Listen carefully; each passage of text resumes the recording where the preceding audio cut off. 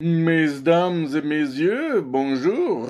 Alors, il y a plein de sujets dont j'ai envie de vous parler depuis plusieurs jours, plusieurs semaines, plusieurs mois, parfois même quelques années. Aujourd'hui, je vais un peu parler du TDA en ce qui me concerne parce que oui, j'ai un trouble de l'attention. C'est ça qui fait que je parle beaucoup, c'est ça qui fait que je peux faire une vidéo tous les jours, qu'elle devienne de plus en plus longue. C'est ça qui fait que j'ai de la peine à mentir aussi parce que il faut avoir une bonne mémoire quand tu mens. Faut savoir qu'est-ce que tu as dit à qui. Et je pense que les TDA ont aussi ce besoin de dire la vérité. C'est encore plus puissant, ça va au-delà. Je vais faire un petit clin d'œil à mon ami Terak, parce que ça fait un moment que j'avais dit que je ferais cette vidéo, puis là j'ai commencé, enfin. C'est peut-être encore une fois le début d'une longue série, je vais peut-être faire 2, 3 vidéos sur ce sujet.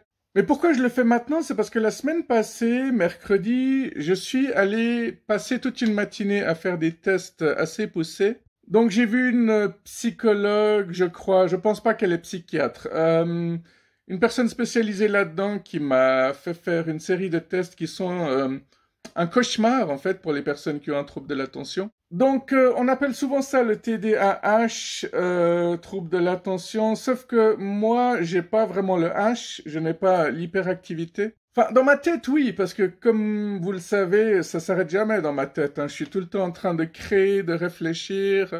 Et en fait, je trouve ça totalement génial. C'est juste ultra fatigant, c'est tout. Mais c'est peut-être pour ça que les personnes comme nous, on est tout le temps fatigués, même si on a l'air de déborder d'énergie. Mais c'est vrai que souvent, je me réveille fatigué, et puis Thomas Wiesel avait encore dit un truc intéressant. Il avait dit moi, je me réveille fatigué le matin. C'est un peu comme si on mettait un téléphone à charger, mais que le matin, il est pas complètement chargé parce que l'électricité se serait peut-être dit, ouais, c'est bon, 10%, ça va pour lui, ça suffira. Le chargeur qui se serait dit, ouais, 10%, c'est suffisant. Donc peut-être que la vie, l'univers me traite comme ça. Ils se disent, Bibo, il a pas besoin de plus de 15% d'énergie, il nous fait déjà assez chier comme ça. T'imagines si on le reboostait à 100%, mais ce serait l'horreur pour la planète entière. Ce serait le début de la fin de l'humanité. Bon, une fois de plus, je pense que ce serait le genre de propos qu'aurait l'extrême droite, hein. Allez, ça fait toujours du bien de leur taper dessus. Bon, avant que je ne m'égare, oui, les personnes comme moi, on est souvent fatigués, on procrastine énormément. Je pense qu'on a tendance à facilement tomber dans la dépression. La dépression, c'est une maladie, hein, pour ceux qui ne l'ont jamais vécu. Non, c'est pas simplement en se donnant un coup de pied au cul qu'on résout les choses. J'irais même jusqu'à dire que les personnes qui disent qu'il suffit d'un bon coup de pied au cul devraient en recevoir un bon eux-mêmes. Les TDA ont beaucoup de peine à retenir la dopamine, ce qui fait qu'on a tendance à devenir plus facilement dépendant de quelque chose. En l'occurrence, moi, c'est malheureusement la junk food et le sucre. Je suis complètement drogué à cette espèce de cocaïne de merde. C'est assez spécial parce que je ne mange pas forcément de dessert tout le temps. Par contre, dès que je prends un thé, un café, je mets facilement 3 sucres dedans, 4 sucres. D'ailleurs, chaque fois que je vais dans un café et qu'on m'apporte un café au lait, je demande toujours un sucre supplémentaire. J'ai beau essayer d'arrêter, j'y arrive pas. Alors, passons au test que j'ai fait la semaine passée. C'est surtout ça qui nous intéresse dans cette vidéo. Vous allez me dire ce que vous en pensez. Bon, déjà, je devais être à 8 heures du matin sur place. Et qu'est-ce qui s'est passé? Déjà, j'ai eu beaucoup de peine à me déstresser. En fait, j'ai commencé à me préparer 24 heures à l'avance. Ça veut dire que je me demandais comment est-ce que je vais faire pour me réveiller. Et résultat, j'ai presque pas dormi. Je voulais presque envoyer un message pour dire que j'arriverais en retard, que j'aurais un petit quart d'heure, parce que je me demandais comment est-ce que je vais faire pour choper le train. Et finalement, j'ai réussi à prendre le bon train. Et je suis même arrivé 20 minutes en avance. Avoir un TDA, c'est pas juste ne pas réussir à se concentrer, ne pas écouter son interlocuteur correctement. Ça va bien plus loin que ça. J'ai beaucoup réfléchi à tout ce que le trouble de l'attention a pourri dans ma vie parce que voilà, quand j'étais enfant, adolescent, on parlait pas tellement de ça, hein, dans les années 80. Du coup, on me traitait de paresseux, de je m'en foutiste, jusqu'à ce que je finisse par devenir un je m'en foutiste et un paresseux. Ça, c'est très très relatif, hein. Je pense pas que beaucoup de personnes auraient pu travailler dans une station-service comme je l'ai fait pendant plusieurs années, où je devais être à 6 heures du matin sur place Donc je devais arriver un peu plus tôt pour compter la caisse. Et quand je commençais à 14 heures, bah, c'était bien, je pouvais dormir le matin. Par contre, je finissais à 22 heures, donc bonjour la vie sociale. Bref, attendez que je réfléchisse. Quel est le premier test que j'ai passé? Bon, je vais les dire un peu dans le désordre. Il me semble que la première chose qu'on m'a demandé de faire, c'était de redessiner. Bon, on m'a montré un dessin totalement improbable, j'ai envie de dire, parce qu'il n'y avait rien de logique, hein. Il y avait une croix, je me souviens, tout à gauche, mais après, il y avait une ligne qui partait. Attendez, je vais essayer de vous le redessiner. Alors, il y avait une sorte de croix, et voilà, je casse déjà. Ici, comme ceci. Après, il y avait un trait qui partait comme ceci. Voilà, comme ça. Ensuite, ça venait comme ceci. Là, ça se rejoignait. Ensuite, c'était séparé comme ça. Ensuite, il y avait une sorte de cercle ici, en fait, avec des petits points qui faisaient une sorte de smiley. Là, c'était séparé en deux. Ensuite, c'était... enfin, un peu comme une antenne. Il y avait 5 traits ici. Là, il y avait des ondulés comme ça. Là, c'était encore séparé en deux. Et là, je pense que ça partait de là, ça venait ici. Il me semble que là aussi, ça rejoignait. Et puis que là, il y avait quelque chose hachuré. Bon, on va dire que c'était un truc du style, hein. Alors, ce dessin-là, j'ai dû le reproduire. Alors, elle me l'a montré. Et puis après, elle l'a caché. Et ça a duré de 8 heures à midi, tous les tests. Et... elle m'a demandé 2 fois de reproduire ce dessin. Une fois au bout d'1 heure et la dernière fois, c'était au bout de 3 heures. Donc vous vous en doutez, à chaque fois, je me souvenais de moins en moins d'éléments. Un des derniers tests que j'ai dû faire, c'était devant un ordinateur, il y a plein de lettres qui apparaissaient et chaque fois qu'une lettre apparaissait, je devais appuyer sur Enter, sauf pour la lettre X. Et difficulté, c'est que la lettre X apparaissait des fois même 2, 3 fois de suite. Et il y avait aussi la cadence qui augmentait par moment. Et le test a duré 14 minutes, donc tu deviens fou au bout d'un moment. Tu es en train de fixer cet écran, tu vois ces lettres qui apparaissent, tu es en train de cliquer, tu as des X qui apparaissent. Il y avait des tests où je devais relier des points à l'aide de 4 traits.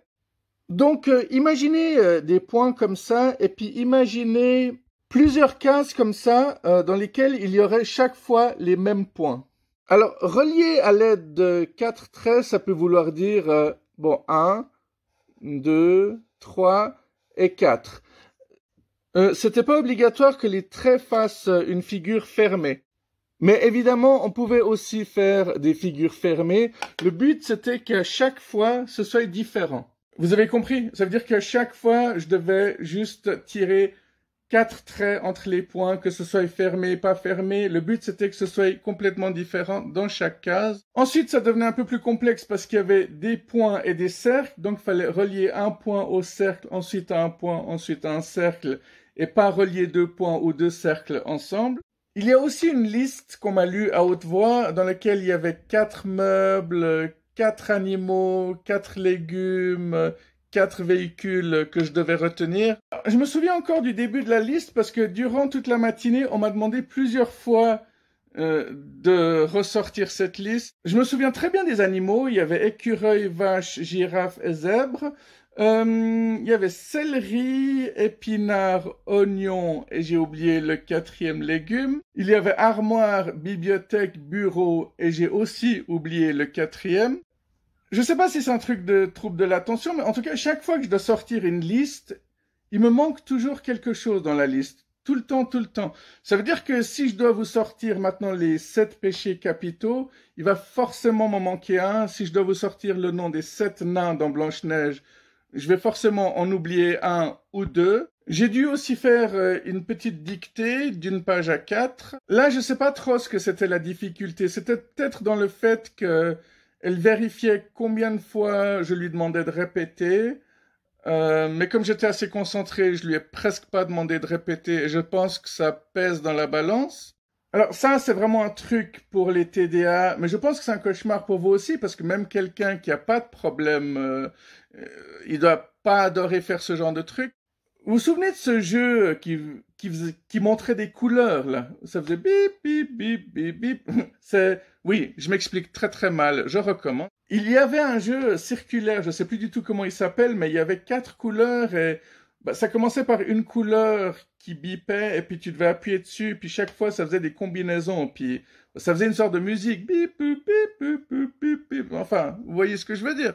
Ça, c'est le genre de test de mémoire que, franchement, moi, je suis pas très bon. C'est un peu comme ce jeu qu'on faisait quand on disait, dans mon sac de commission, j'ai mis des tomates, des concombres, un jupon, une guitare, et puis on est en cercle et chaque personne à chaque fois rajoute quelque chose, et puis celui d'après, il doit se souvenir de la liste dans le bon ordre, et puis en rajouter un lui-même. Moi, ce que j'ai dû faire, c'est que on m'a dit des chiffres, donc on m'a dit 3, je devais dire 3, après 3, 9, 3, 9, 3, 9, 6, 3, 9, 6. Mais bon, à partir de 4 chiffres, 5 chiffres, 6 chiffres, ça commence déjà à devenir difficile pour moi. Et après, où ça devient vraiment atroce, c'est que je devais les dire à l'envers. Ça veut dire que si elle disait 4 chiffres, 6 chiffres, je devais les redire dans l'ordre inverse. Franchement, ça, j'y arrive vraiment pas, hein.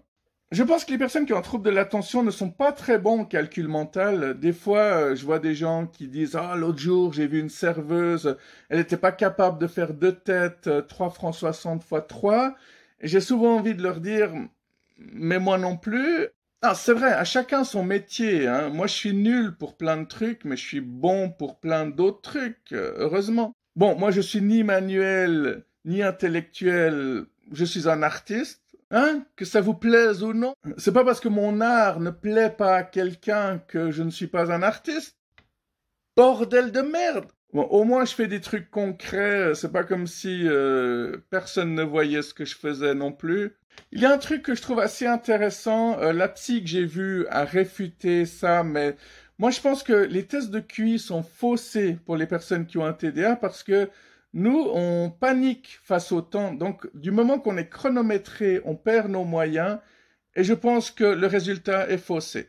Alors voilà, je n'ai pas encore le résultat de tous ces tests. Je ne sais pas ce qui va se passer, si on va me redonner des médicaments, me remettre sous médication, ce que je n'espère pas, évidemment. Alors voilà, je pense que ça suffira pour aujourd'hui. On reparlera de tout ça. N'hésitez pas à poser des questions, à apporter des informations supplémentaires, complémentaires. Prenez soin de vous et à tout bientôt. Bye bye.